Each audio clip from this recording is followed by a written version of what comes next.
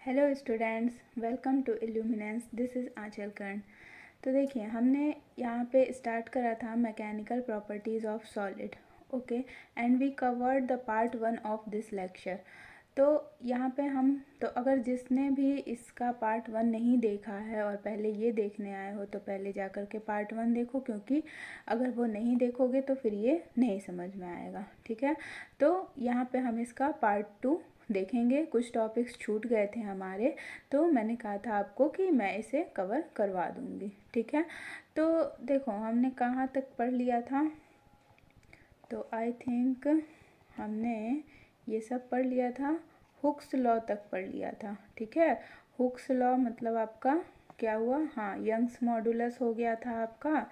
Young's modulus, तीनों तरह का मॉडुलस हमने पढ़ लिया था, Young's modulus, shear modulus, bulk modulus, ठीक। अब हमें क्या पढ़ना था, स्ट्रेस स्ट्रेन कर्व, ठीक है।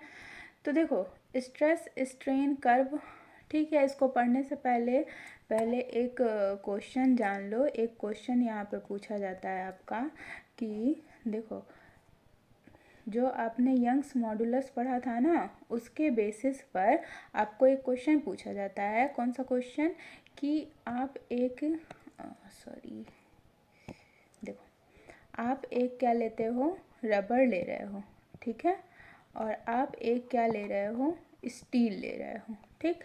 तो आपसे ये पूछा जाता है कि इस रबर में से और स्टील में से कौन ज़्यादा जो है वो क्या होगा, इलास्टिक होगा, ठीक। कौन जो है वो ज़्यादा इलास्टिक होगा, ये आपसे पूछा जाता है। तो उतना अगर आप पढ़े हुए हो पिछला, तो देखो आपको ये इजीली समझ में आ जाएगा। कैसे, कि देखिए, हमने क्या पढ़ा था, यंग्स मॉडुलस का एक फॉर्मूला हमने पढ़ा था। यहाँ पे यंग्स मॉडुलस का फॉर्मूला पढ़ा था। क्या फॉर्मूला था,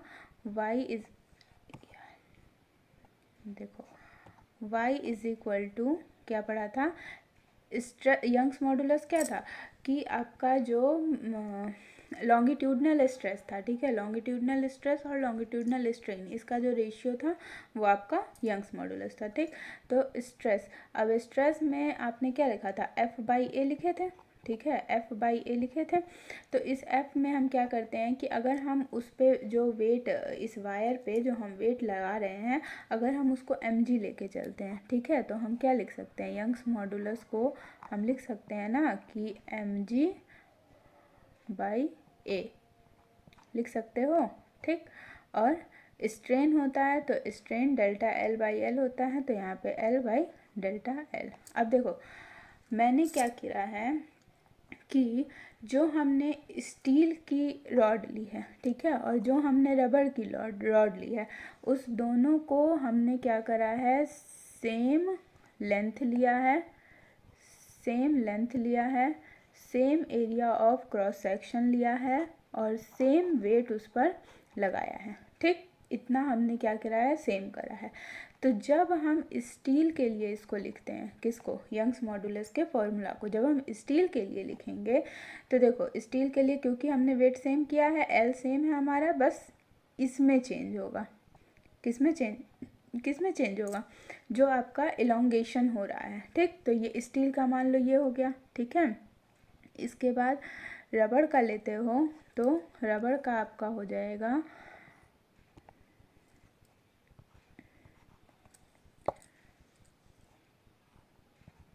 y इज इक्वल टू, इसका भी mg/L, ये सेम है, ठीक है, और यहाँ पे ये ΔLR, ठीक। इतना समझ में आया, ये आपका किसका है, रबर का है, ठीक है।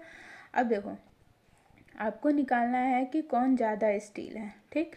तो यहाँ से जब हम YS/YR निकालते हैं तो क्या आ जाएगा, देखो, जब YS/YR निकालते हो तो यहाँ से ये सब कैंसिल हो जाएगा, ठीक।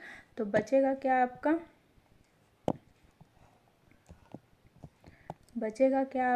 बचेगा आपका ΔLR/ΔLS, ठीक। इतना समझ में आया, ये हो गया। अब देखो, क्योंकि आपको पता है कि जब आपके पास एक रबड़ की वायर है, ठीक है, और एक आपके पास क्या है, स्टील की वायर है, और इस पे जब आप सेम लेंथ को यहाँ पे लटकाओगे, ठीक है, तो जो इलोंगेशन होगा वो रबड़ की वायर में ज़्यादा होगा, ठीक है।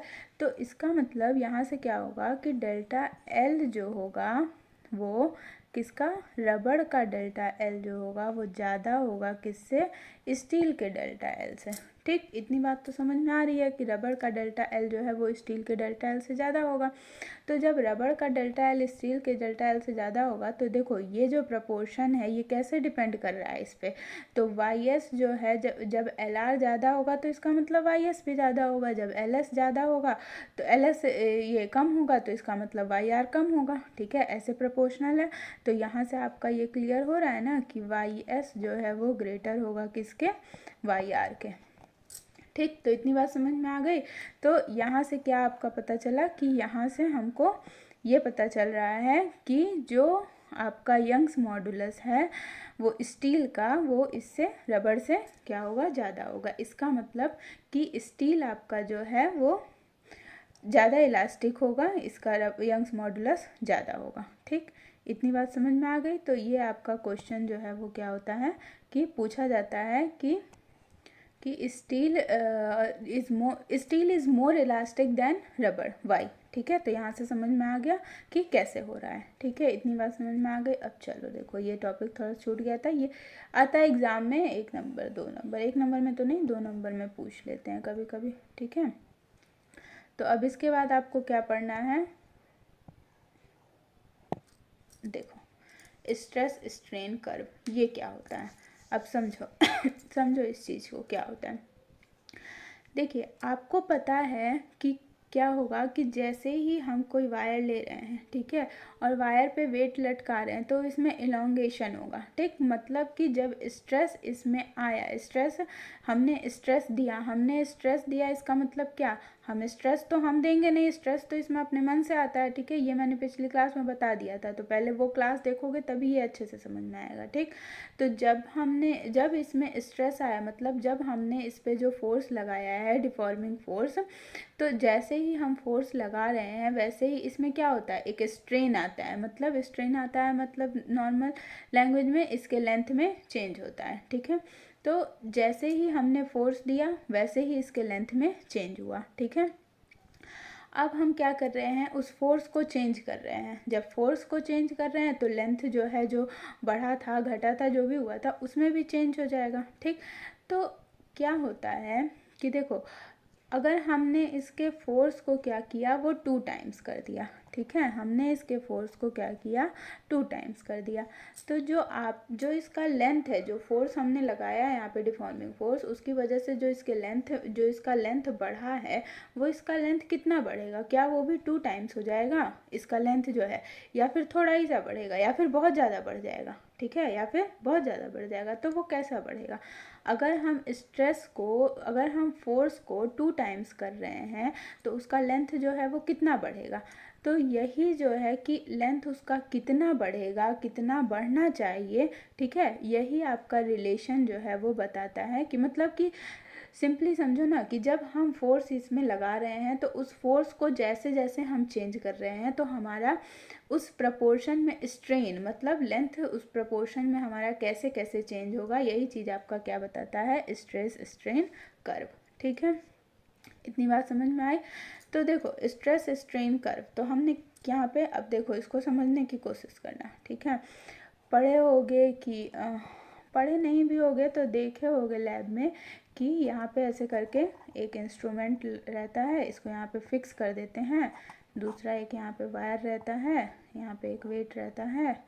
ठीक है, और यहाँ पे इसी से सटा हुआ एक क्या रहता है, इससे सटा के एक वर्नियर कैलिपर्स लगाते हैं। ठीक है, इस तरह का इंस्ट्रूमेंट देखे होगे लैब में रहता है। तो इसी से हमने क्या करा है, इस ग्राफ को ड्रॉ करा है। ठीक, तो अब देखो कैसे ड्रॉ करा है। तो हमने क्या किया कि स्ट्रेस और स्ट्रेन के लिए, यहाँ पे स्ट्रेस के लिए और स्ट्रेन के लिए, ठीक, स्ट्रेस के लिए और स्ट्रेन के लिए हमने एक कॉलम बना लिया। फिर हमने क्या करा कि स्ट्रेस और स्ट्रेन को मेज़र करना शुरू करा। यहाँ पे 0, यहाँ पे 0, 0 से हमने स्टार्ट करा। ठीक, जीरो से स्टार्ट करा और मेज़र करना हमने शुरू करा। तो कुछ कुछ वैल्यू लिया, मेज़र करते गए। ठीक, तो देखो क्या हुआ कि हम यहाँ पे देख रहे थे कि जैसे जैसे हम स्ट्रेस को बढ़ाते जा रहे हैं, मेरी बात को ध्यान से सुनते रहना, इस ग्राफ को एक्सप्लेन करने के लिए आता है एग्ज़ाम में, ठीक है। ध्यान से सुनोगे कि मैं क्या बोल रही हूँ, तो इसको, ये जो जितना मैं बता रही हूँ ना इस ग्राफ में, वो सब अपने से लिख लोगे, ठीक है। उसको अपने से लिख लोगे, उसको एक भी बार पढ़ना नहीं पड़ेगा, देखना नहीं पड़ेगा, ठीक है। इसलिए ध्यान से सुनो मेरी बात को कि क्या क्या मैं बोल रही हूँ, ठीक। देखो, तो हमने जीरो से क्या करा, जीरो से मेज़र करना शुरू करा। जीरो से जब हमने मेज़र करना शुरू करा तो जैसे जैसे हमने स्ट्रेस को बढ़ाया, ठीक, जैसे मान लो 1 kg पे लिया, फिर 2 kg पे लिया, फिर 3 kg पे लिया। 1 kg पे लिया तो स्ट्रेन 1 mm आया, 2 kg पे लिया तो स्ट्रेन 2 mm आया, 3 kg पर लिया तो स्ट्रेन 3 mm आया, ठीक है। तो इस तरह से जैसे जैसे हम बढ़ाते गए वैसे वैसे क्या हुआ, हमारा बढ़ता चला गया, ठीक है। तो ये स्ट्रेन आपका बढ़ता चला गया जैसे जैसे हमने स्ट्रेस को बढ़ाया। तो हम देख रहे थे कि ये बढ़ रहा है, एक पॉइंट तक बढ़ रहा है, ठीक है। एक पॉइंट तक बढ़ा, एक पॉइंट तक, यहाँ तक एक पॉइंट मान लो यहाँ पे ए है, ठीक है, यहाँ तक बढ़ा, यहाँ तक बढ़ा। तो इसके साथ ही में हम क्या करते जा रहे थे, हम एक और प्रोसेस इसके साथ में करते जा रहे हैं। कौन सा प्रोसेस इसके साथ में करते जा रहे हैं, इसके साथ में हम ये कर रहे हैं कि जैसे हमने 1 kg का वेट इस पर लगाया, ठीक है। तो जैसे ही हम 1 kg का वेट लगा रहे हैं तो 1 mm लेंथ बढ़ गया, ठीक।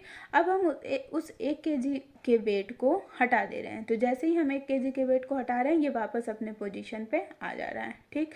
फिर हमने 2 kg का वेट लगाया, फिर इसका लेंथ उसी प्रपोर्शन में, और लेंथ जो बढ़ रहा है वो उसी प्रपोर्शन में। अगर 1 kg से 2 kg के बीच में 1 mm बढ़ रहा है तो 2 से 3 के बीच में भी 1 mm बढ़ रहा है, 3 से 4 के बीच में भी 1 mm बढ़ रहा है, ठीक है। तो हमने लेंथ लगाना शुरू किया, वेट को हटाना शुरू किया, हटाते गए। वेट जैसे ही लगा रहे थे उसके साथ ही में हम ये प्रोसेस कर रहे थे कि वेट लगा रहे हैं, फिर उसको हटा के देख रहे हैं, फिर लगा रहे हैं, फिर हटा के देख रहे हैं। तो हटा के देख रहे हैं तो ये क्या हो रहा है, अपने पोजीशन पे वापस चला जा रहा है, ठीक। तो ये प्रोसेस हमने कहाँ तक किया, ए तक किया, ठीक है। ए तक किया तो हमने देखा कि सेम प्रपोर्शन में ये बढ़ता चला जा रहा है, ठीक। उसके बाद हम आगे और भी ले गए इसको। जब हम आगे ले गए तो हम देख रहे हैं कि अभी भी क्या हो रहा है कि हम जब इस पे स्ट्रेस लगा रहे हैं, ठीक है, मतलब हम स्ट्रेस इसका बढ़ा रहे हैं, तो इसका क्या हो रहा है कि लेंथ बढ़ रहा है, ठीक। लेंथ बढ़ रहा है, बढ़ा लेंथ। लेकिन यहाँ पे क्या डिफरेंस हो गया कि जैसे ही हम थोड़ा सा, जैसे मान लो यहाँ पे हम थोड़ा सा स्ट्रेस बढ़ा रहे थे तो लेंथ, स्ट्रेन भी उसी के अकॉर्डिंग यहाँ पे बढ़ रहा था, ठीक है। थोड़ा सा स्ट्रेस बढ़ाए, यहाँ पे थोड़ा सा स्ट्रेस बढ़ाए तो स्ट्रेन थोड़ा सा हुआ। लेकिन यहाँ पे हम देख रहे हैं कि जब हम उतना ही स्ट्रेस यहाँ पे बढ़ाते हैं, ठीक है, देखो यहाँ पे अगर बन जाएगा तो मैं बना के बता देती हूँ।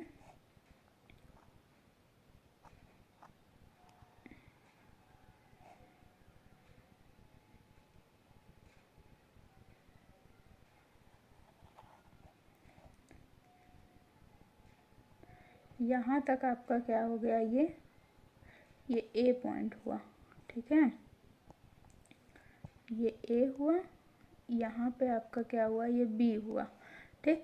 तो ये देखो यहाँ पे हम देख रहे हैं कि जब हम यहाँ पे थोड़ा सा ही स्ट्रेस बढ़ा रहे हैं, ठीक है, जब हम थोड़ा सा यहाँ पे स्ट्रेस बढ़ा रहे हैं तो हमारा स्ट्रेन भी उसी के अकॉर्डिंग बढ़ रहा है। लेकिन यहाँ हम देख रहे हैं कि जब हम इतना ही स्ट्रेस बढ़ा रहे हैं, जितना हम यहाँ पे बढ़ा रहे थे उतना ही जब हम स्ट्रेस यहाँ बढ़ा रहे हैं तो हमारा स्ट्रेन जो है वो इसकी अपेक्षा ज़्यादा हो रहा है ना, दिख रहा है ना ग्राफ से, तो ज़्यादा हो रहा है, ठीक। तो पॉइंट बी तक तो ये प्रॉपर्टी हमारा शो किया कि जब हम वेट लगा रहे थे और वेट हटा रहे थे तो वो वापस अपने ओरिजिनल पोजीशन पे, ओरिजिनल पोजीशन मतलब जीरो पे, वापस जीरो पे क्या हो गया, आ गया, ठीक। लेकिन ए से बी में एक चीज़ ऐसी हुई, ए से बी में, कि क्या हुई कि यहाँ पे हमने देखा कि यहाँ ए तक तो हम जिस प्रपोर्शन में इसको बढ़ाते जा रहे थे स्ट्रेस को, उसी प्रपोर्शन में हमारा स्ट्रेन बढ़ता जा रहा था। लेकिन ए से बी तक में हमने देखा कि जब हमने स्ट्रेस को बढ़ाया, मतलब स्ट्रेस को हमने यहाँ पे जितना बढ़ा रहे थे उतना ही उतना ही बढ़ा रहे हैं, एक यूनिट मान लो बढ़ा रहे थे तो यहाँ बढ़ाया, लेकिन स्ट्रेन अब की बार एक यूनिट नहीं बढ़ा, मतलब स्ट्रेन जो है वो क्या हो गया, थोड़ा ज़्यादा हो गया। ठीक, तो हम क्या कहेंगे कि अगर हम इस पॉइंट को 0 ले लेते हैं तो हम कहेंगे कि 0 से ए तक में क्या हो रहा है, हुक्स लॉ आपका फॉलो कर रहा है। हुक्स लॉ यही ना कह रहा था, हुक्स लॉ क्या कहता है, हुक्स लॉ आपको स्ट्रेस और स्ट्रेन में रिलेशन बताता है। हुक्स लॉ आपको कहता है कि स्ट्रेस जो होता है, स्ट्रेस जो होता है आपका वो डायरेक्टली प्रोपोर्शनल होता है किसके, स्ट्रेन के। ठीक है, स्ट्रेन के डायरेक्टली प्रोपोर्शनल हुआ स्ट्रेस आपका। ठीक, तो हुक्स लॉ आपको ये बताता है। तो 0 से ए तक में यही हो रहा है, अगर जिस प्रपोर्शन में हम स्ट्रेस को बढ़ाते जा रहे हैं उसी प्रपोर्शन में हमारा क्या हो रहा है, स्ट्रेन भी बढ़ता जा रहा है, मतलब कि क्या है, अरे बोलो क्या है, डायरेक्टली प्रोपोर्शनल है। ठीक है, मतलब कि ये डायरेक्टली प्रोपोर्शनल हुआ। अब ए से बी तक में क्या हो रहा है कि यहाँ से यहाँ तक में इलास्टिसिटी का बिहेवियर तो शो कर रहा है। ठीक है, क्योंकि हम जब वेट हटा रहे हैं तो फिर ये क्या हो रहा है, अपने ओरिजिनल पोजीशन पे वापस आ रहा है, तो इसका मतलब इलास्टिसिटी का बिहेवियर तो शो कर रहा है। लेकिन अब की बार क्या नहीं शो कर रहा है, तो हुक्स लॉ जो है वो नहीं शो कर रहा है। तो ए से बी में जो है वो क्या है, इलास्टिक तो है। ठीक है, इलास्टिक बिहेवियर तो दिखा रहा है, इलास्टिक बिहेवियर आपका दिखाया, लेकिन हुक्स लॉ को शो नहीं कर रहा है, मतलब हुक्स लॉ को फॉलो नहीं, सॉरी शो नहीं, फॉलो नहीं कर रहा है हुक्स लॉ को। ठीक, इतनी बात समझ में आ गई। तो 0 से ए में हुक्स लॉ को फॉलो किया और उसके बाद ए से बी में क्या हुआ कि हुक्स लॉ को फॉलो नहीं कर रहा है।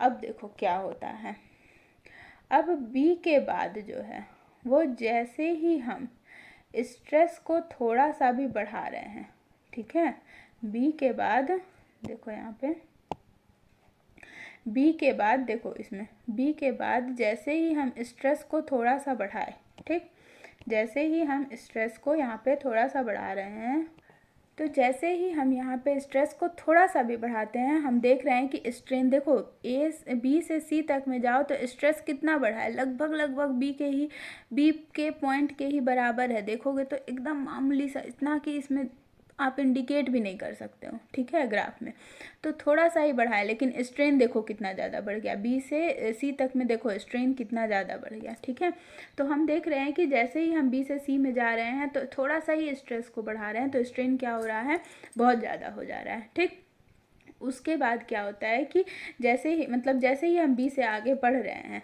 तो अब ये क्या हुआ, ये वायर जो है वो क्या कर देता है कि इसकी लेंथ बहुत बढ़ जाएगी, मतलब कि अब इसके अंदर इतनी ताकत है ही नहीं कि ये जो है वो इसको अपोज करने वाले फोर्स को जनरेट करे, मतलब स्ट्रेस को जनरेट करे। ठीक है, जो यहाँ पे जो लेंथ, यहाँ पे जो हम वेट लगा रहे हैं, इसके इस वेट के यहाँ पे जो फोर्स लग रहा है नीचे की तरफ, इसी को ना अपोज करता है जो इसमें रेस्टोरिंग फोर्स जनरेट हो रहा है।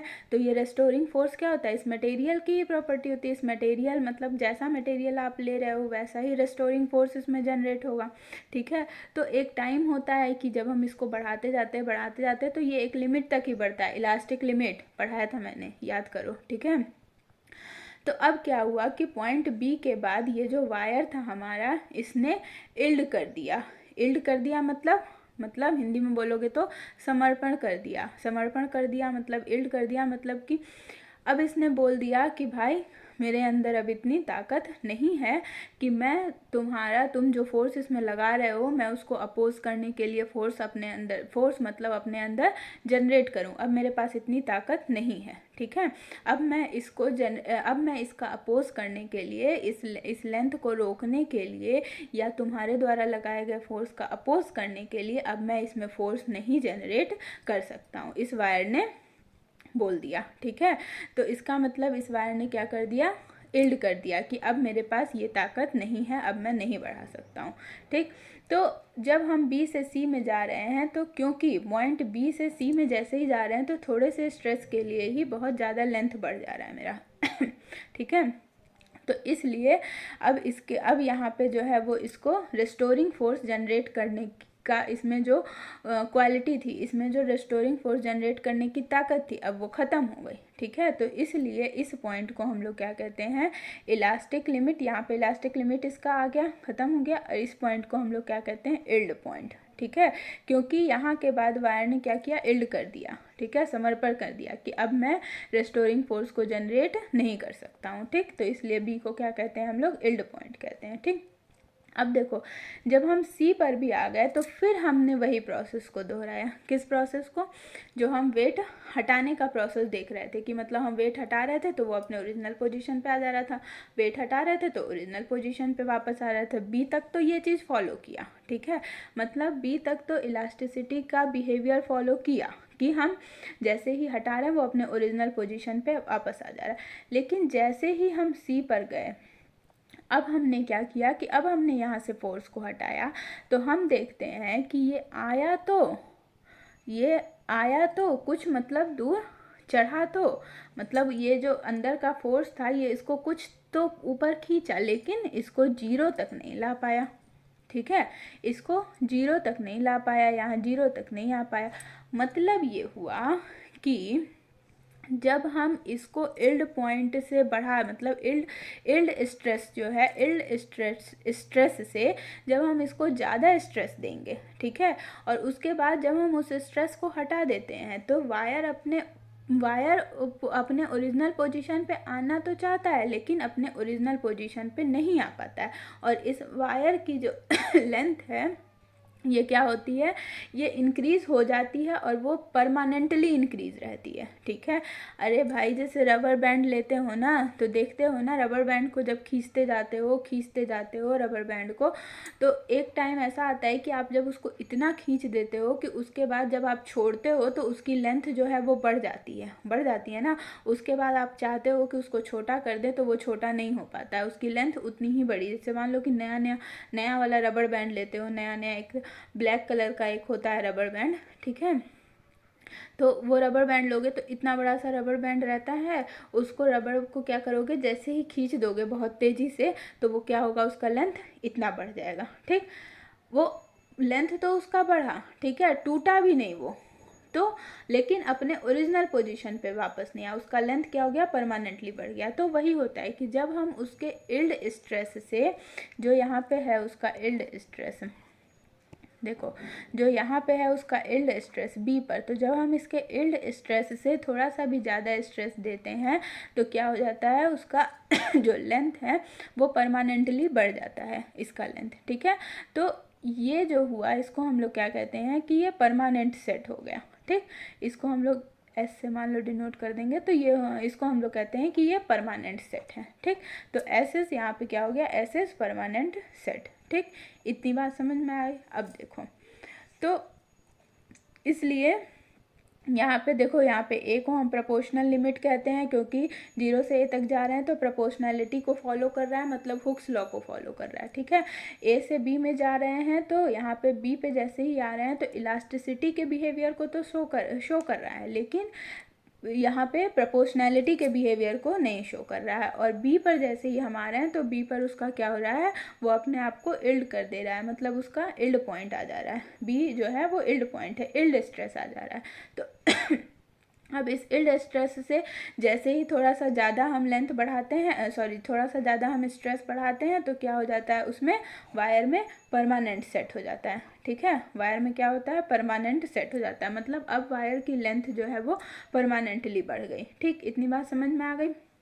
अब देखो, अब हम जैसे ही इस सी से आगे बढ़ाते जाते हैं, ठीक है, जब हम सी से ज़्यादा, अब सी पे हमने कुछ वेट दिया, अब हम उसके वेट को और ज़्यादा करते जाएंगे। ठीक है, अब हम इसके वेट को और ज़्यादा करते रह रहे हैं, वेट ज़्यादा हो रहा है, वायर लंबी होती जा रही है। अब जो वायर लंबी हो रही है वो हम थोड़ा सा ही वेट दे रहे हैं तो खूब ज़्यादा वायर लंबी हो जा रही है। ठीक है। थोड़ा सा वेट दिए खूब लंबी हो गई, फिर थोड़ा सा वेट दिए खूब लंबी हो गई।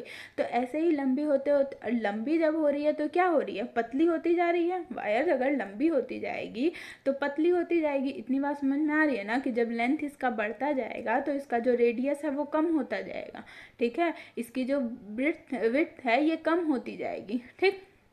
तो जैसे ही ये लंबा होता जा रहा है पतला होता जा रहा है, पतला होता जा रहा है। जैसे ही हम वेट बढ़ाते जा रहे हैं, बढ़ाते जा रहे हैं, पतला होता जा रहा है। एक टाइम ऐसा आएगा कि पतला होते होते होते होते ये क्या करेगा, टूट जाएगा, ठीक। पतला होते होते होते होते ये टूट जाएगा। तो ये जो आपका डी वाला पॉइंट है, ठीक है, ये जो आपका डी वाला पॉइंट है, ये जो डी वाला पॉइंट है, ठीक। यहाँ पे ये जो स्ट्रेस है आपका, इतना स्ट्रेस जब हमने इसको दिया तो ये वायर क्या हो गई आपकी, टूट गई। तो इसलिए इस डी वाले को क्या बोलते हैं कि ब्रेकिंग स्ट्रेस, ब्रेकिंग स्ट्रेस, या फिर बोल सकते हो इसको क्या, टेंसाइल स्ट्रेस। ब्रेकिंग स्ट्रेस या टेंसाइल स्ट्रेस, ठीक। इतनी बात समझ में आ गई। जैसे मान लो कि हम इसका वेट बढ़ा रहे थे 1 kg 2 kg 3 kg, बढ़ाते बढ़ाते बढ़ाते बढ़ाते हमने इसका वेट 10 kg कर दिया, ठीक है। तो जैसे ही वेट 10 kg किए, वायर क्या हो गई, टूट गई आपकी। तो 10 kg इसका क्या हो गया, ब्रेकिंग स्ट्रेस, मतलब 10 kg पे क्या हो जाएगी, वायर टूट जाएगी।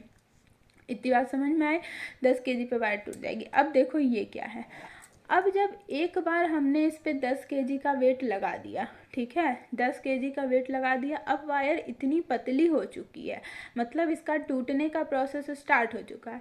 मान लो कि अब हम 10 kg का वेट इस पर लगा रहे हैं। अब हम चाहते हैं, हमको पता चल गया कि हमने 10 kg का वेट लगा, अरे मेरी वायर अब टूटने वाली है, तो हम क्या करेंगे, जल्दी से इस पर से वेट हटाते हैं, ठीक है। मेरी वायर तो टूटने वाली है, जल्दी से इस पर से वेट हटाओ। उसके टूटने से पहले क्या करेंगे, इस पर से जल्दी से वेट हटाओ, वेट हटाओ जल्दी से। तो वेट हटा के हमने इसको 9 kg किया, ठीक है, वेट को कम, स्ट्रेस को कम किया, वेट हमने 9 kg किया। अब हमने वेट 8 kg किया, लेकिन हम क्या कर पाए, इस वायर को टूटने से नहीं बचा पाए, ठीक है। हमने देखा तो कि 10 kg पे वायर मेरी टूट रही है, तो हमने जल्दी से इसके वेट को कम करना शुरू किया, ठीक है।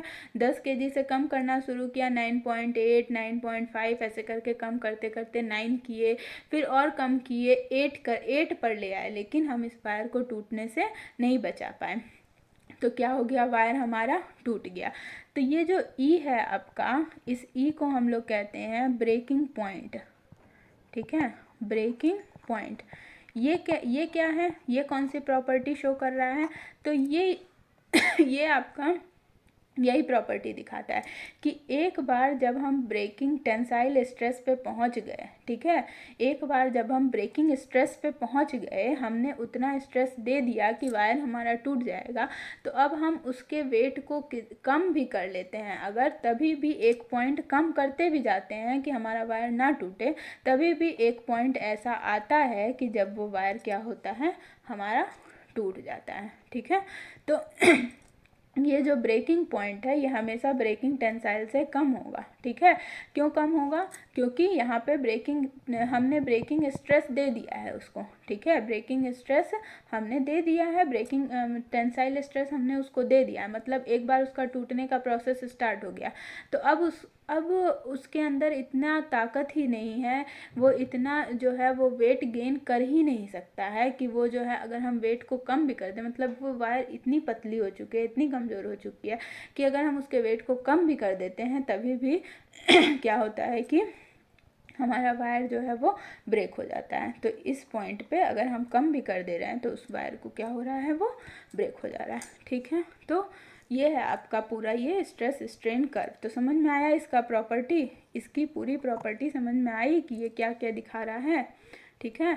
तो देखो एक बार फिर शॉर्टली रिकैप करो कि क्या क्या बता रहा है। तो हमने स्टार्ट करा, यहाँ पे मेज़र करना स्टार्ट करा था, ठीक है, 0 से स्टार्ट करा, लेंथ को बढ़ाते जा रहे हैं, बढ़ाते जा रहे हैं, सॉरी स्ट्रेस को बढ़ाते जा रहे हैं, बढ़ाते जा रहे हैं, बढ़ाते जा रहे हैं। तो हम देख रहे हैं कि स्टार्टिंग में क्या हो रहा है कि सेम प्रपोर्शन में वो बढ़ता जा रहा है, ठीक है, सेम प्रपोर्शन में बढ़ता गया, ए तक बढ़ता गया, ए तक बढ़ा, बी, जब हम ए से बी में आ रहे हैं तो हम देख रहे हैं कि अब जो उसके स्ट्रेन मतलब अब जब हम स्ट्रेस को इंक्रीज इंक्रीज़ कर रहे हैं, तो हम थोड़ा सा जितना यहाँ पे स्ट्रेस को इंक्रीज़ कर रहे थे, अगर हम उतना ही स्ट्रेस इंक्रीज़ कर रहे हैं तो हमारा स्ट्रेन क्या हो रहा है, ज़्यादा हो रहा है, मतलब अब सेम प्रपोर्शन में इंक्रीज़ नहीं कर रहा है। तो ए 0 से ए तक में तो हुक्स लॉ फॉलो करेगा, लेकिन ए से बी तक में हुक्स लॉ आपका फॉलो नहीं करेगा। लेकिन हम 0 से बी तक में जब हम वेट को हटा कर देखे तो हमने देखा, मतलब वेट को जब हमने रिमूव कर दिया तो हमने देखा कि वो अपने ओरिजिनल पोजीशन को गेन कर ले रहा है।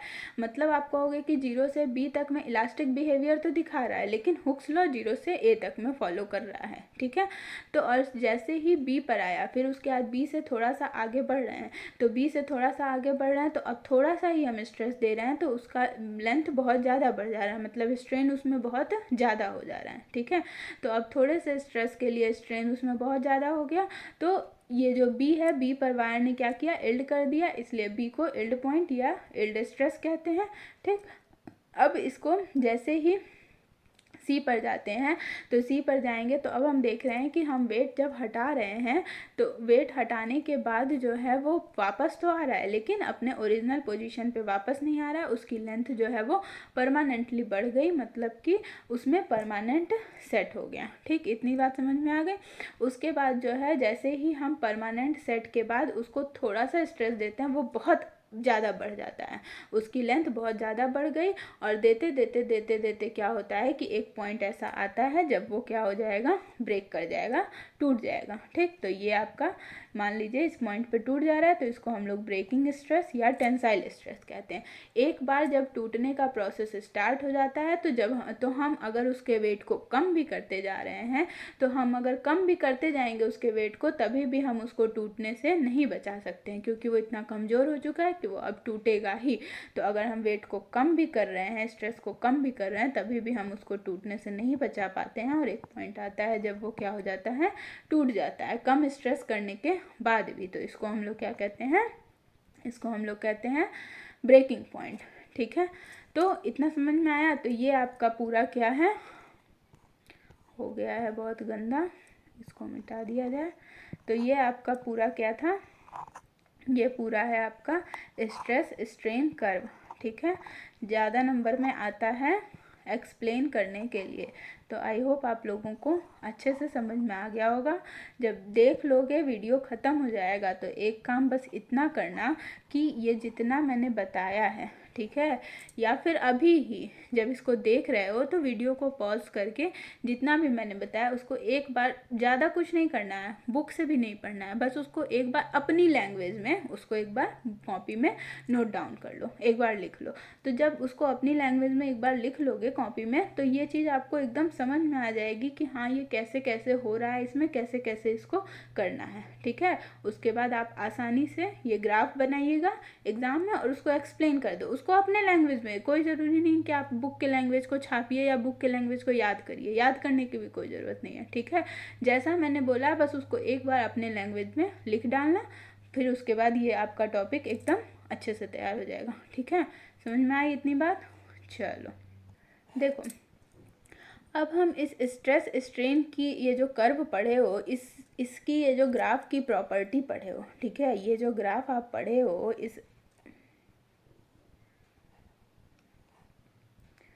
ये जो ग्राफ आप पढ़े हो, इस ग्राफ की इतने देर से ये जो मैं कथा बोल रही हूँ, इसकी जो प्रॉपर्टी पढ़े हो, इसका यूज़ कहाँ पर होता है। देखो, अगर मान लो कि तुम्हारे पास कुछ कर्व दिया हुआ है, ठीक है, जैसे मान लो कि एक कर्व तुम्हारे पास दिया है,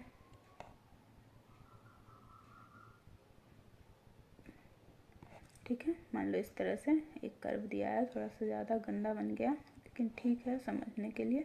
ये स्ट्रेस है, ये स्ट्रेन है, इतना समझ में आएगा, ठीक है। दूसरा कर्व मान लो ऐसा दिया है, ठीक। तीसरा कर्व मान लो ऐसा दिया है,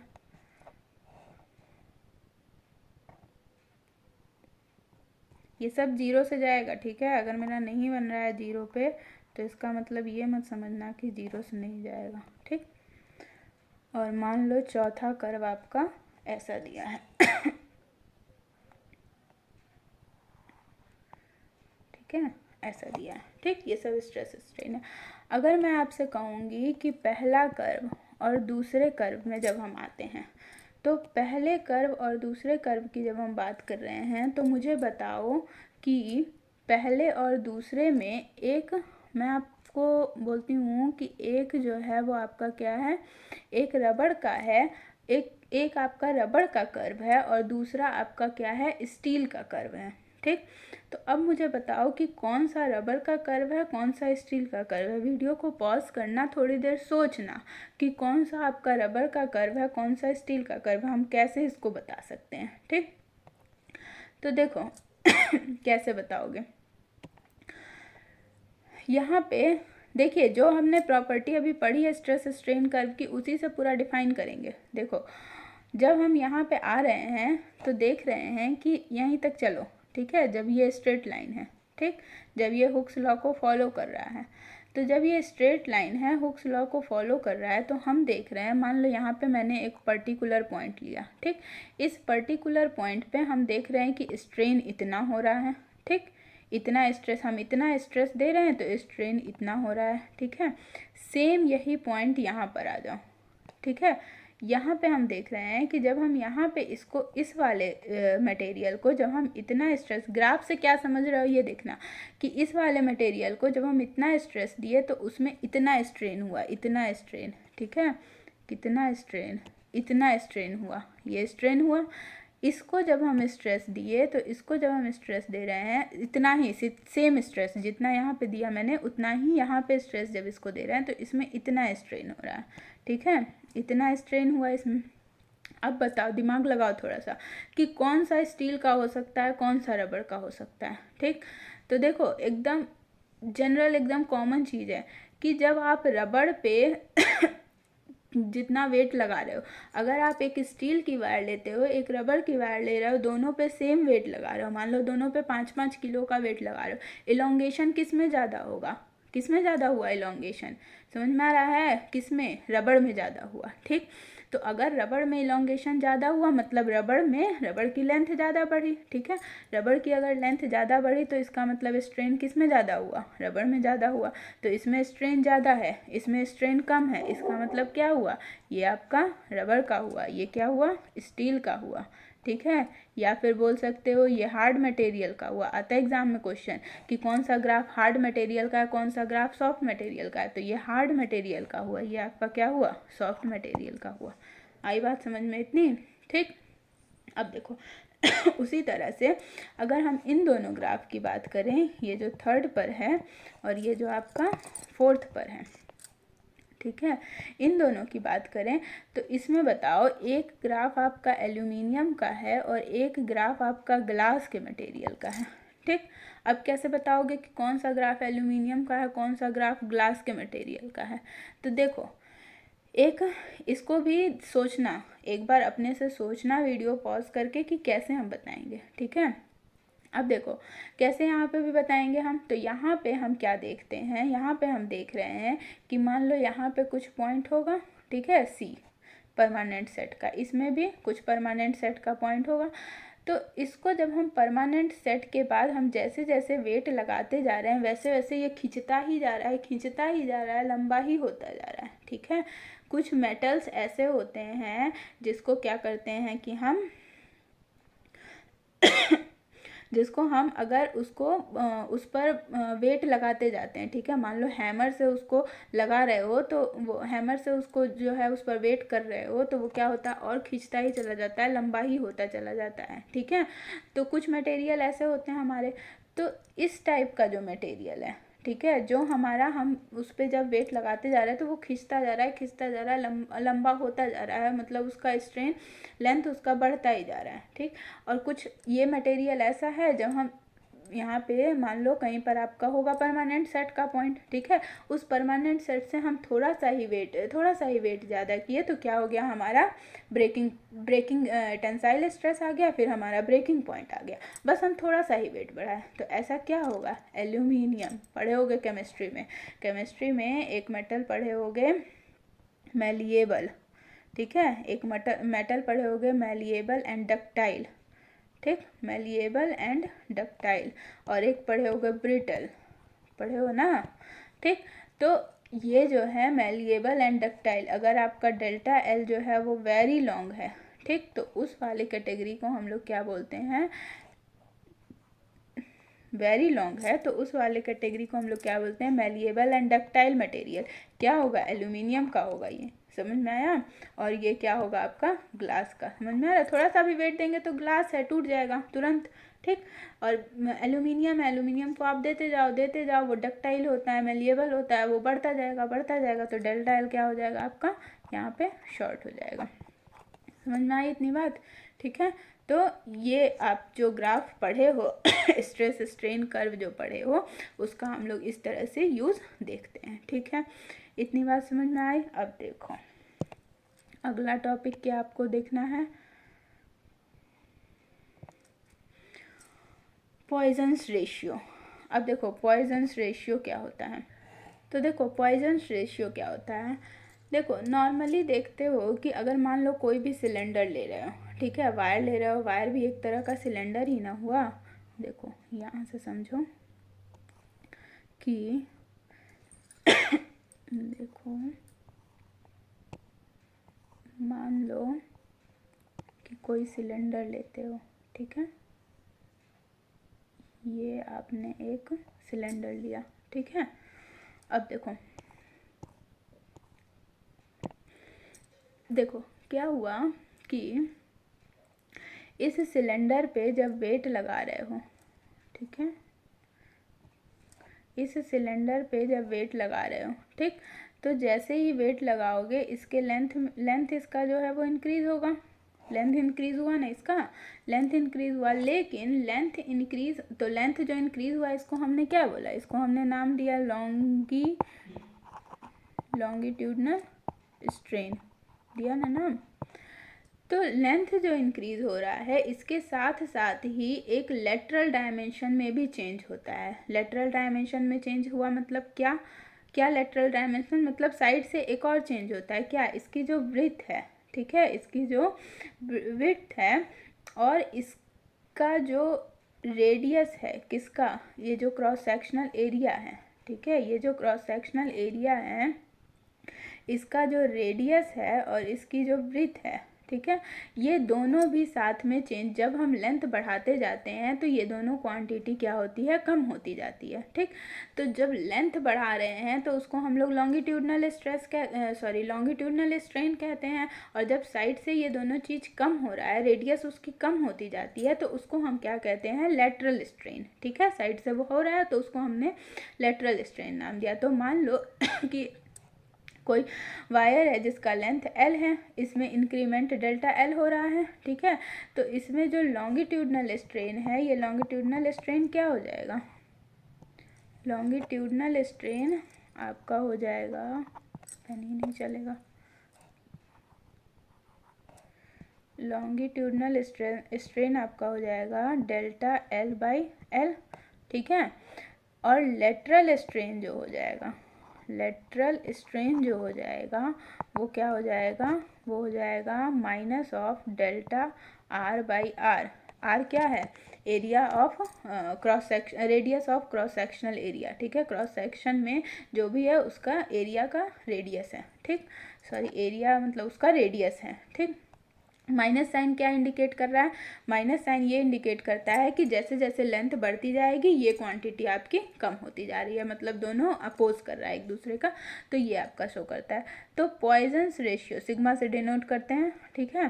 तो यही जो आपका लेटरल स्ट्रेन है minus delta R by R, और जो आपका लॉन्गिट्यूडनल स्ट्रेन है डेल्टा एल बाई एल, इसी के रेशियो को हम क्या कहते हैं, पॉइजन्स रेशियो। पॉइजन ने इसका पता लगाया, इसको हम लोग पॉइजन्स रेशियो कहते हैं। सिंपली ये एक नंबर होता है जो -1 to 0.5 तक वेरी करता है, प्रैक्टिकली थ्योरेटिकली, और प्रैक्टिकली क्या होता है, लेकिन प्रैक्टिकली 0 से 0.5 तक मूव करता है, ठीक है, वेरी करता है, ठीक।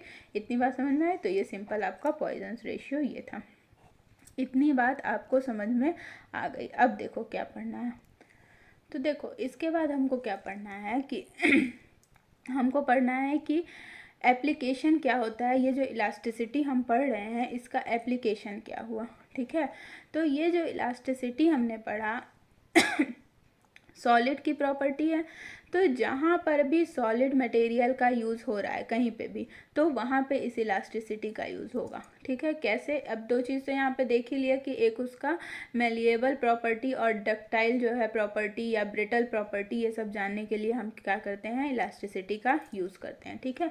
दूसरा इसका मेन यूज़ कहाँ पर होता है कि देखो, जहाँ पर भी हम अगर इसको मतलब कोई भी मटेरियल अगर हम किसी मशीन में लगाते हैं, या फिर जैसे लिफ्ट वगैरह देखे होगे, तो लिफ्ट वगैरह में जो रस्सी होती है, ठीक है, उस रस्सी से हम लिफ्ट का हम कितना वेट रखें, मतलब कितने वेट की लिफ्ट को वो रस्सी खींच सकती है, तो ये सब चीज़ जो है वो कैलकुलेट करने के लिए हम मतलब बेसिकली इसका यूज जो है इंजीनियरिंग सेक्टर में होता है, ठीक है। इंजीनियरिंग सेक्टर में इसका बहुत यूज़ होता है, भर के यूज़ होता है, ठीक। जैसे मान लो कि हमने लिफ्ट लगाई, ठीक है, और लिफ्ट में हमने रस्सी लगाई, तो उस रस्सी को हम कितना मोटा रखें, उसका हम एरिया कितना रखें कि वो कितना जो है वो उसका वेट ले सकती है। जैसे मान लो कि हमें क्या करना है, ऐसा लिफ्ट बनाना है जो 500 टन का वेट जो है वो 500 केजी का वेट जो है वो 500 केजी का वेट जो है वो ले सकती है, ठीक है। 500 केजी का वेट ये ले सकती है। तो हम उस रस्सी मतलब हम उसकी लिमिट को, उस रस्सी की लिमिट को हम कितना रखें कि वो जो है वो इतना वेट ले ले, ठीक है। तो देखो, हमको उसका वेट जो है वो एक सेफ्टी लिमिट हम देखते हैं, और हम उसका वेट 1000 केजी लेके चलते हैं, ठीक है। हम उसका वेट 1000 केजी, इसका लिमिट जो है हम 1000 केजी रखते हैं, ताकि ये जो है हमारा प्रॉपरली 500 केजी अगर थोड़ा सा बढ़ भी जाए तो उसको जो है वो इजीली ले ले। तो यही जो होता है, इसी को हम क्या कहते हैं, सेफ्टी लिमिट, ठीक है। अब देखो, जैसे मान लो कि मोटरसाइकिल होता है, ठीक है। जैसे मान लो कि मोटरसाइकिल हुआ, मोटरसाइकिल या फिर स्कूटर या फिर स्कूटी कुछ भी है तो उसका जो पहिया होता है, उस पहिए के पास देखते होगे कि दो ऐसे करके रॉड लगी रहती है, ठीक है। दो उसके पास एक ऐसे रॉड लगी रहती है, ठीक। तो ये जो दो रॉड लगी रहती है, इस दोनों में स्प्रिंग लगा रहता है, ठीक। जैसे ही आपका जो मोटरसाइकिल है ये ऊंचे नीचे पे जाता है, तो वो स्प्रिंग क्या होती है, बैठती है, फिर ऊपर जाती है, फिर बैठती है, फिर ऊपर जाती है, ठीक है। तो वहाँ पे जो वो स्प्रिंग लगा, तो वो स्प्रिंग ऐसे ही तो नहीं ना लगा दिया गया कि कैसे वो बैठ रही है ऊपर जा रही है, बैठ रही है ऊपर जा रही है। मतलब क्या समझ रहे हो यहाँ पे क्या आया, यही ना पढ़े हो इलास्टिसिटी में कि वेट आता है तो कंप्रेस जो हो रहा है, कभी तो लंबा होता है, कभी जो है वो कंप्रेस होता है, दोनों तरह का पढ़े हो, टेंसाइल स्ट्रेस, कंप्रेस स्ट्रेस, ठीक है। तो उसमें उसके ओरिजिनल जो कन्फिगरेशन है उसमें चेंज हुआ, लेकिन जैसे ही फोर्स हटा, बस वो चेंज क्या हो गया, हट गया, ठीक है। तो आया इलास्टिसिटी यहाँ पे। तो वो जो है वो जो स्प्रिंग लगा है वो जिस भी मटेरियल का रहता है, उस मटेरियल को हम इस तरह से उसका जो है वो कैलकुलेशन करके उसमें लगाते हैं कि हम वो देखें कि उसका जो है वो, देखिए, अगर हम उसमें लगा रहे हैं तो हम इल्ड पॉइंट को ध्यान में रख करके लगाते हैं। जब भी हम किसी मशीन में किसी भी मटेरियल का यूज़ करते हैं, किसी मशीन में अगर यूज़ करोगे तो हमेशा उसके इल्ड पॉइंट को ध्यान में रखोगे, ठीक है। और जब हम जैसे लिफ्ट वगैरह में जब हम किसी भी मटेरियल का जैसे रस्सी का यूज़ कर रहे हो लटकाने के लिए या फिर लिफ्ट वगैरह, तो हमेशा हम उसके ब्रेकिंग स्ट्रेस को, ठीक है, हमेशा हम उसके ब्रेकिंग स्ट्रेस को ध्यान में रखेंगे कि उसका ब्रेकिंग स्ट्रेस कितना है और उसके अकॉर्डिंग वो कितना लोड ले पाएगा, ठीक है। ये चीज़ हम ध्यान में रखेंगे। लेकिन जब हम मशीन में किसी मटेरियल को लगाते हैं तो हमेशा हम उसके इल्ड पॉइंट को ध्यान में रखेंगे। क्यों इल्ड पॉइंट को ध्यान में रखेंगे? इल्ड पॉइंट को हम इसलिए ध्यान में रखेंगे क्योंकि इल्ड पॉइंट से थोड़ा भी ज़्यादा अगर स्ट्रेस कर देते हो, ठीक है, तो उसकी लेंथ जो है वो क्या हो जाती है, बढ़ जाएगी और उसमें परमानेंट सेट हो जाएगा। तो अगर मान लो कोई मशीन है, उसके अंदर कोई मटेरियल लगा हुआ है और हमने उसके इल्ड पॉइंट से ज़्यादा उसमें वेट दे दिया, ठीक है, उसमें स्ट्रेस ज़्यादा दे दिया उसके इल्ड पॉइंट से, तो क्या हो जाएगा, उसमें जो है वो इलोंगेशन हो गया। तो इलोंगेशन या कंप्रेशन कुछ भी हो गया तो वो मशीन प्रॉपरली आपकी वर्क नहीं करेगी या फिर कुछ अजीब अजीब तरह के उसमें से साउंड्स आएंगे, ठीक है। तो इसलिए जब भी किसी मशीन में हम लगाते हैं तो हमेशा हम उसके यील्ड पॉइंट को ध्यान में रखते हैं, और जब भी हम उससे लटकाते हैं या फिर लिफ्ट वगैरह में लगाते हैं तो ब्रेकिंग स्ट्रेस को ध्यान में रखते हैं। ठीक, तो जो हम मोटरसाइकिल में लगा रहे हैं तो हम उसके यील्ड पॉइंट को, अगर मान लो हम अगर यील्ड पॉइंट को उसके ध्यान में रख करके नहीं ऐसा बनाएंगे कि वो यील्ड पॉइंट से मतलब कि वो इतना लोड ले पाए, ऐसा मटेरियल नहीं लगाएंगे कि वो इतना लोड ले पाए, तो जैसे ही हम उसके यील्ड पॉइंट से ज़्यादा देंगे स्ट्रेस उसको, ठीक है, तो वो नीचे झुका, और नीचे झुका तो वो नीचे ही झुका रह जाएगा, फिर वो ऊपर आ ही नहीं पाएगा, क्योंकि यील्ड पॉइंट के बाद जो स्ट्रेस देते हैं तो उसमें जो लेंथ मतलब जो उसके कन्फिगरेशन में चेंज हो जाता है वो परमानेंट सेट हो जाता है, पढ़े हो, उसके बाद वो अपने ओरिजिनल कन्फिगरेशन में नहीं आ पाता है। तो इसलिए हमेशा उसके क्या करेंगे, यील्ड पॉइंट को ध्यान में रखेंगे। ठीक, तो इतनी बात समझ में आ गई। अब इसके बाद देखो ब्रिज या फिर घरों में हम क्या करते हैं, घरों में या फिर ब्रिज में क्या करते हैं कि यहाँ पे मान लो कि ये ब्रिज है आपका, ठीक है, तो यहाँ पे बीम लगता है। ठीक, अब क्या हुआ कि यहाँ से जब गाड़ी आ रही है, ठीक है, तो ये गाड़ी क्या होती है, जब आती है तो ये थोड़ा सा ऐसे नीचे झुकता है। ठीक, ये थोड़ा सा नीचे झुकेगा, ठीक है, जब गाड़ी चली जाती है तो ये ऊपर आ जाता है। ठीक, तो यहाँ पे भी क्या आया, नीचे झुका ऊपर आया, नीचे झुका ऊपर आया। ठीक, तो यहाँ भी आपका क्या हुआ, इलास्टिसिटी का आया बिहेवियर। ठीक है, तो यहाँ भी क्या करते हैं कि देखो यहाँ पे भी हम क्या इंजीनियर्स क्या करते हैं, ये एक कैलकुलेशन करते हैं। मान लो ये डिप है, ठीक है, ये डिप आ जाता है जब भी कोई गाड़ी इसमें आ रही है तो ये डिप आ जाता है, इसको हम लोग डेल्टा से डिनोट कर रहे हैं। मान लो ये लेंथ इसका एल है, तो ये डिप कितना होना चाहिए, कम होना चाहिए। ठीक है, अब इस डिप को हम किस किस तरह से कम कर सकते हैं ये देखो। तो ये देखने के लिए देखो, मान लो कि ये हमने क्या करा, यहाँ पे एक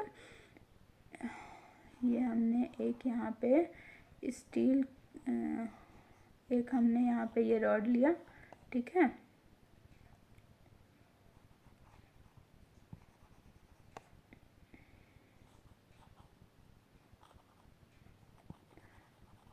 ठीक, इस तरह से ये रॉड लिया है। ठीक है, इसकी लेंथ आपकी क्या है, एल है, इसकी ब्रेथ आपकी क्या है, बी है, और इसकी मोटाई जो है डेप्थ वो डी है।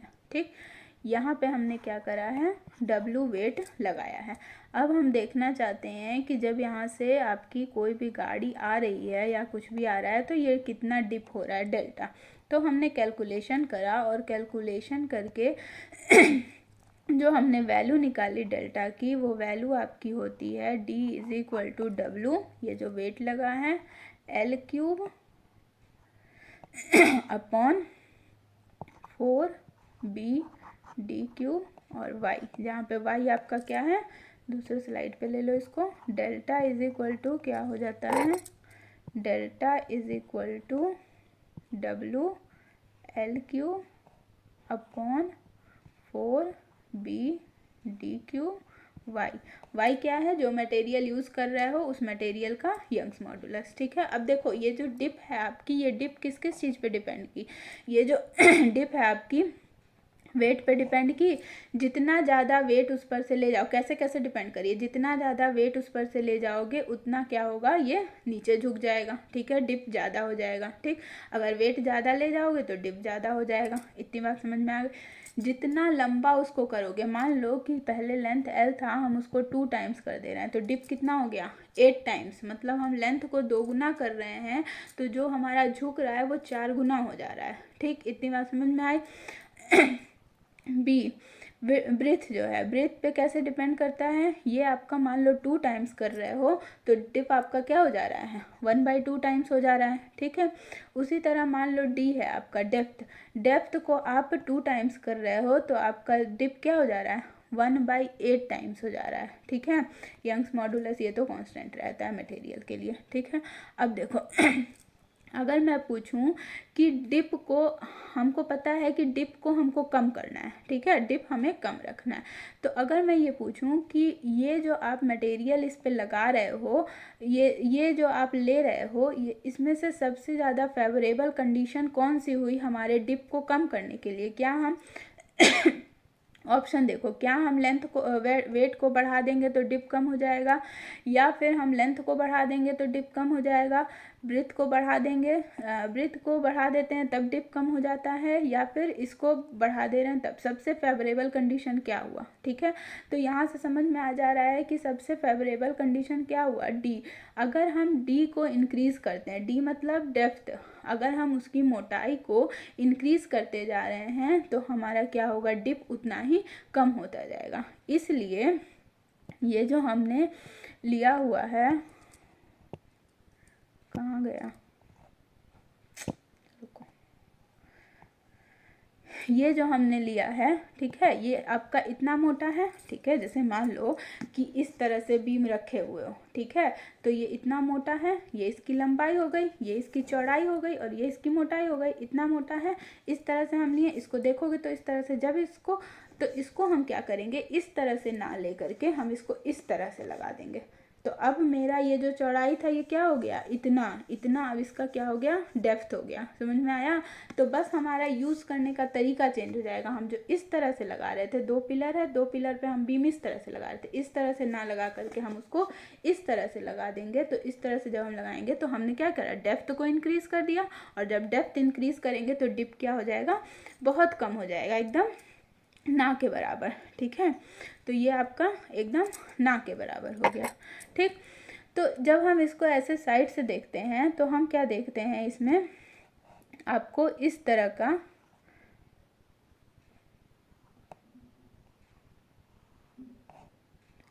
का शेप दिखाई पड़ेगा।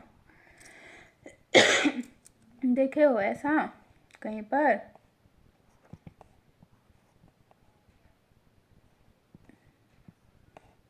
रेलगाड़ी का पटरी होता है ना, साइड साइड में ऐसे चौड़ा हो जाएगा और बीच में ऐसे पतला हो जाता है, बीच में ऐसे पतला हो जाता है। इससे हम क्या किए, देखो इसका ब्रीथ इतना हो गया, ठीक है, ब्रीथ इतना हो गया, लंबाई छोड़ दो। इसका डेप्थ जो है वो इतना हो गया। अब हमने देखो क्या किया, एक मान लो कि हम इतना ही बड़ा एक लोहे का टुकड़ा है, ठीक है, इतना ही बड़ा एक लोहे का टुकड़ा हम मार्केट से लेने जाते हैं, तो क्योंकि वो जो है वो इतना बड़ा, इतना भारी है, मान लो हमको 50,000 का ये टुकड़ा मिलता है, ये 50 किलो का है, ठीक है, ये 50 किलो का ये टुकड़ा है, ठीक। अब हमने क्या किया, इसको ऐसे साइड से काट काट के 25 किलो जो है वो हटा दिया इसमें से, और इस 25 किलो का हमने फिर दूसरा इसी शेप का फिर हमने दूसरा बना लिया इस 25 किलो का। तो अब हमको इस 50,000 में जब हम ये लेने जा रहे थे तो हमको ये एक टुकड़ा मिल रहा था 50,000 का। अब हम वही लेने जाएंगे इस शेप का, तो क्योंकि ये 25 किलो का हो गया तो हमको 50-50 केजी का इतने ही पैसे में ये 2 मिल जाएगा, तो फ़ायदा हो गया हमको। तो इस वजह से हम, और फ़ायदा भी हो गया प्लस वेट का फ़ायदा हो गया कि हम 50 केजी नहीं 25 केजी अब यूज़ करेंगे, तो वेट कम रहेगा, तो डिप आपका कम रहेगा। डेप्थ भी यहाँ से इंक्रीज़ हो गया, डेप्थ हमको डेप्थ इतना चाहिए, डेप्थ पे कोई फ़र्क पड़ा, ब्रेथ पे कोई फ़र्क पड़ा, कोई फ़र्क नहीं पड़ा, क्योंकि हम उसके अंदर से काट करके हटा दिए, ठीक है, तो उस पर कोई फ़र्क नहीं पड़ा। तो ये इतना हो गया आपका, ये इतना, ये उतना ही रह गया, ब्रेथ भी उतना ही रह गया, डेप्थ भी उतना ही रह गया, बस हम उसके अंदर से काट के हटा दिए, वेट भी कम कर दिए, तो सारा कंडीशन फेवरेबल हो गया। तो इस वजह से हम ये वाला जो बीम होता है इसको हम ज़्यादा यूज़ करते हैं, क्योंकि ये आई के शेप का है, इसलिए इसको हम लोग क्या नाम देते हैं, आई बीम, ठीक। तो ब्रिज बना लो या घर में लगा लो, तो कहीं पर भी जब लगाते हो तो इस ये वाला जो बीम होता है इसको हम लोग ज़्यादा यूज़ करते हैं इसी वजह से, ठीक। तो इतनी बात समझ में आ गई। तो ये आपके कुछ एप्लीकेशंस थे किसके, इलास्टिसिटी के, ठीक है। अब देखो एक छोटा सा और टॉपिक आपका बचा हुआ है इसमें, कौन सा टॉपिक बचा है, तो एक छोटा सा आपका टॉपिक बचा हुआ है इलास्टिक,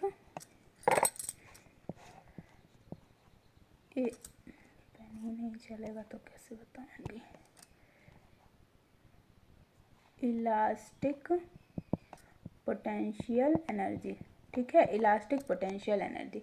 देखो पोटेंशियल एनर्जी क्या होता है, बेसिकली देखो many people says that basically potential energy is a energy when object is in rest, but it is not correct, okay, it is not correct. Potential energy is basically a stored energy, ठीक। Stored energy कहाँ से आई है, stored energy, तो आगे details में जब energy पढ़ाऊंगी, work energy power, तो इसको बताऊंगी पोटेंशियल एनर्जी कहाँ से आता है, ठीक है।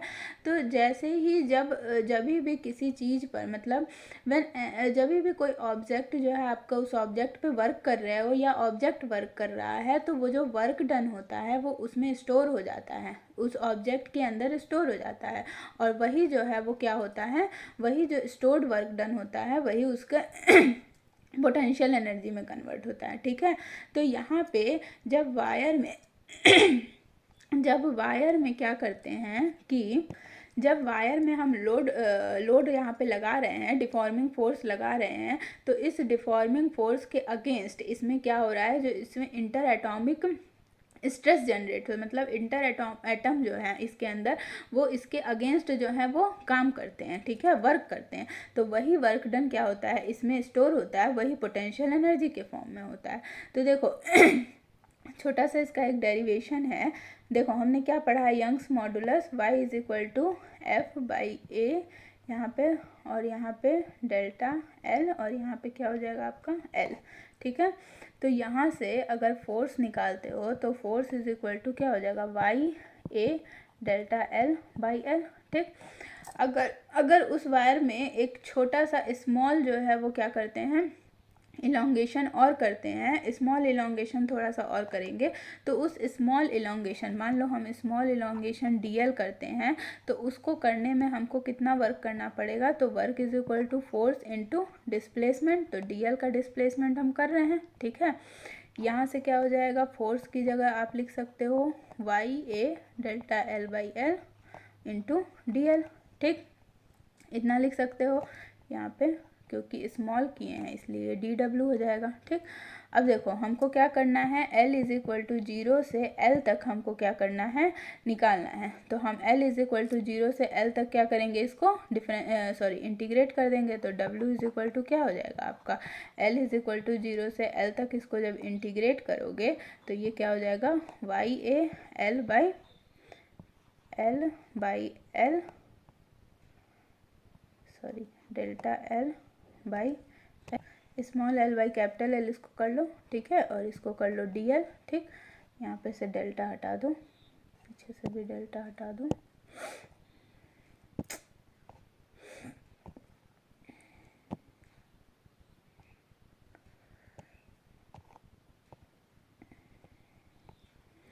इसमें से भी डेल्टा हटा देना, ठीक है। तो ये आपका आ गया वाई ए बाई एल, ठीक है, और एल स्क्वायर बाई 2, इतना आया, वाई ए बाई एल और एल स्क्वायर बाई 2, ठीक, एल स्क्वायर बाई 2, ठीक।